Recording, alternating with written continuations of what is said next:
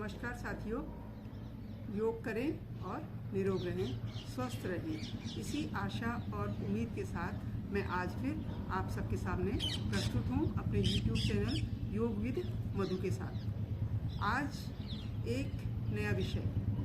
अधिकांश लोग हम में से एक समस्या है जिससे जूझते रहते हैं, पेट में गैस बनना।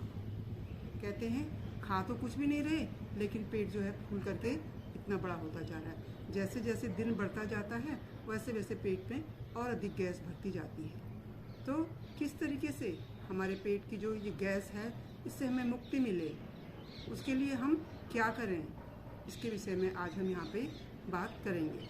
और साथियों, मैं आपको ये भी बताना चाहती हूँ कि हम कोई भी आसन करते हैं, जरूरी नहीं है कि हम कोई कठिन आसन करेंगे तभी हमें उसका लाभ मिलेगा।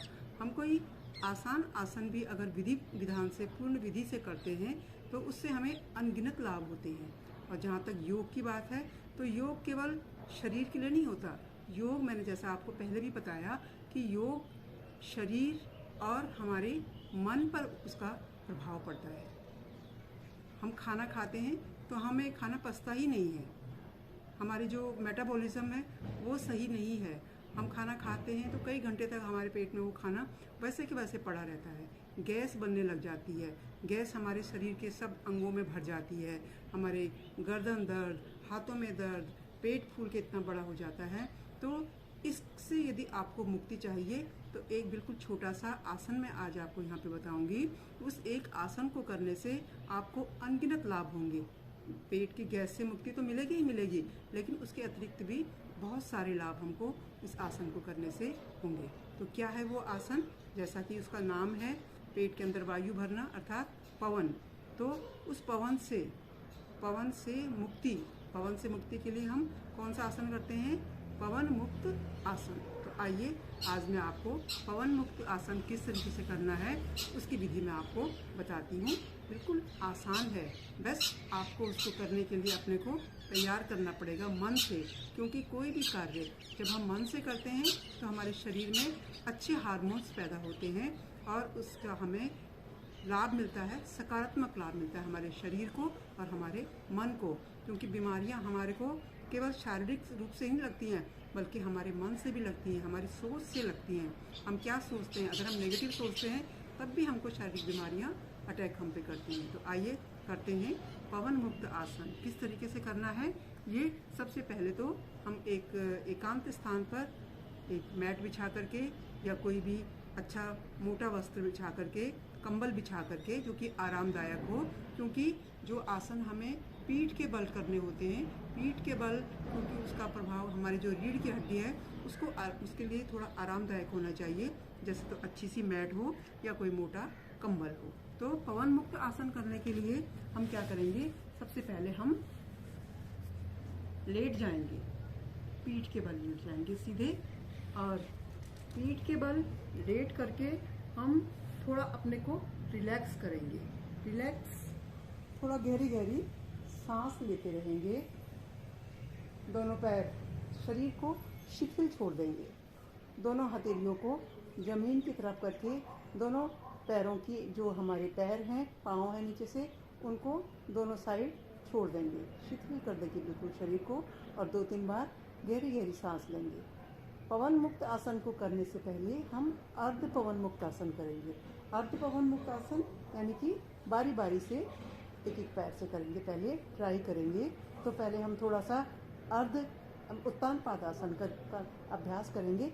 मैंने इससे पहले की वीडियो में आपको उत्तान पादासन के बारे में भी बताया था।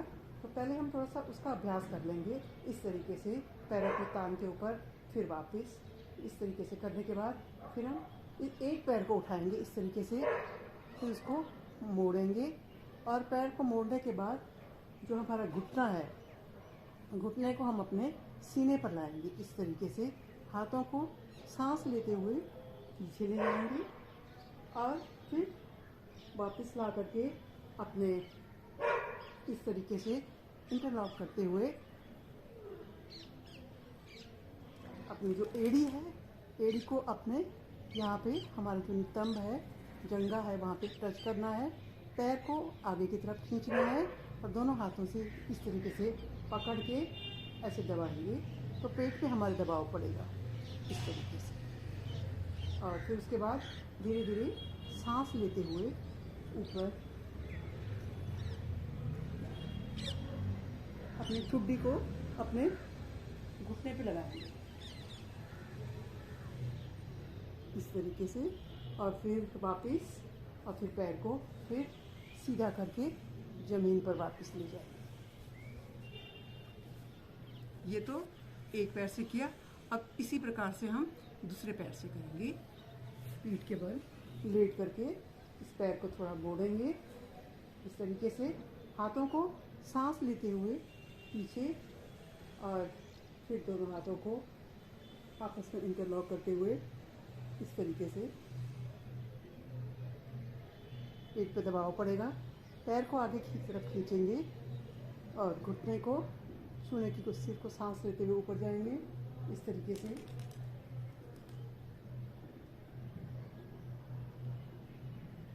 फिर सांस छोड़ते हुए वापस। जरूरी नहीं है कि आपकी ठुड्डी वहाँ पे लगे, आप अपनी सामर्थ्य के अनुसार जितना कर सकते हैं आप उतना ही करेंगे पहले दिन। यदि आप इतना ही कर पा रहे हैं तो इतना ही करेंगे, इतना कर पा रहे हैं तो इतना ही करेंगे। धीरे धीरे जब अभ्यास बढ़ेगा तो आप इसको कंप्लीट कर पाएंगे। अभी मैंने पूर्ण पवन मुक्तासन आपको नहीं बताया है। अब हम दोनों पैरों से करेंगे पवन मुक्तासन। इस तरीके से दोनों पैरों को उठाया घुटनों से और इस तरीके से जो घुटने हैं उनको अपने सीने के पास लाएंगे। इस तरीके से पैर को आगे की तरफ करेंगे, दोनों हाथों को सांस लेते हुए ऊपर पीछे की ओर ले जाएंगे और फिर सांस छोड़ते हुए आगे हाथों को ऐसे इंटरलॉक करेंगे, यहाँ पर ऐसे पकड़ा और दोनों पैरों को सीने पर दबाव डालेंगे इस तरीके से और फिर सांस लेते हुए ऊपर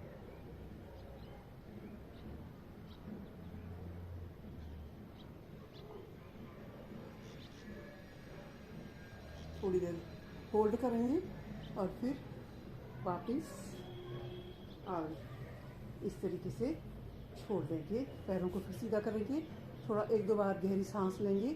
फिर इसको आप कम से कम शुरू में 3 बार और इसको धीरे धीरे बढ़ाते हुए 5 बार 7 बार आप कर सकते हैं।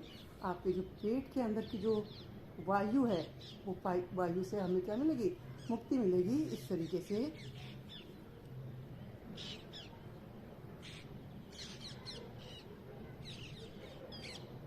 ऐसे भी कर सकते हैं आप। शुरू में यहाँ पर अपनी हथेलियों से पकड़ के अपने तलवों को